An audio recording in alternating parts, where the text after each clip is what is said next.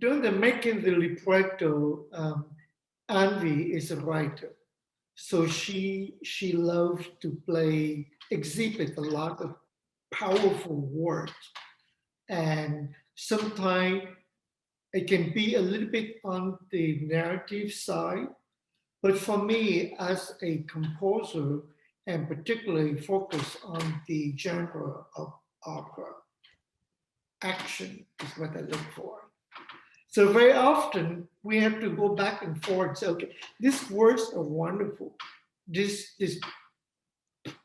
prose, poetic like, it's so beautiful. Where is the action? Because you cannot have a person just stay there and narrate all the time. So we go back and forth to balance between the moment for the character to be narrative and a moment that characters can interact. In other words, if you hear the singer, if you see the singer run around, talk, that's his part. And if you have singers sing beautiful arias, that's my part. But in a way, it's true. That's how we divide our labor. That's the focus on my first draft, to have long line, beautiful lines for beautiful areas for the singers to sing, because that's what I know the audience come to the theater for. They want beautiful areas. Yeah. Good thing about having a team to work in the libretto is the fact that we can pick and choose words that make more suitable for the music. I think if we have a separate librettist, then he or she will utilize words that could be very, very powerful. But then those kind of words may not make sense in music at all. So that's why we have to go back and forth. So that playing to each of your strengths is seeming to be something that's a huge part of your collaboration. Are there any choices that show up in the work that are a result of that choosing one strength or the other? Something that was an aria that would have been a more action-based or something like that? Anything? Well, definitely. You can talk about the action, but I can give you examples of the linguistic tips that I acquire from this collaboration. I learned to use not to use certain words, because in a 3D context, it's sung and you can hear a word such as as, and that's what you don't want at all. It's a simple word, but put in the wrong place, it will be completely different. Or the word but, B-U-T. Imagine if the singer drags that on, it will be B-U-T-T, and I don't want that at all. We actually, at one part, we did that, because at one part, it's very sarcastic. So we literally put have the word but more often, to compare and contrast a character to the but itself.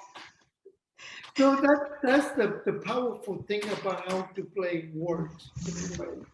And I cannot come up with the very specific point, but to be able to work together, sometimes we can change some word to make the line can reach either the higher notes or the lower notes. Like the last time when Brian talked about the indented soul, and that is very, very important. Why do we need to put that line in there to get into a certain chromatic idea in there? And so the marriage between words and music, I can say that can determine the final products of the libretto. So when you're writing the libretto, are there words, as you write the words, are there words that you see are already going to be the high point in the musical line, or does that come a little bit further along in the compositional process? Well, I think at the beginning we thought about that as well, because when we did the libretto, we have to talk about the form of the opera as well.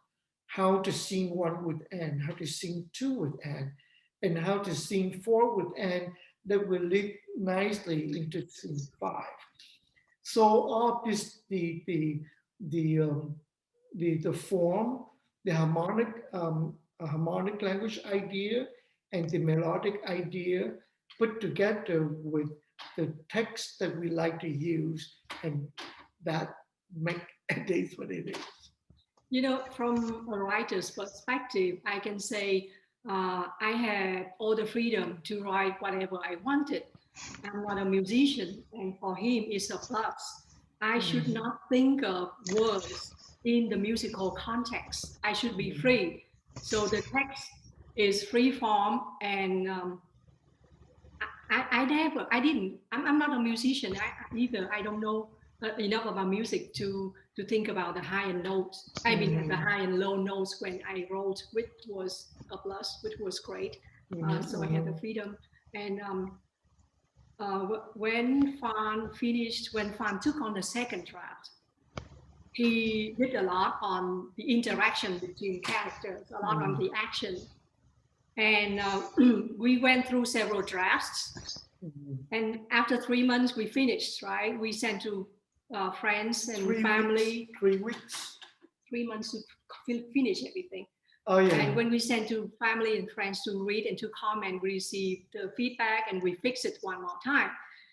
3 months, at the end of 3 months, he started to work on the music. And that's when he changed a little bit more.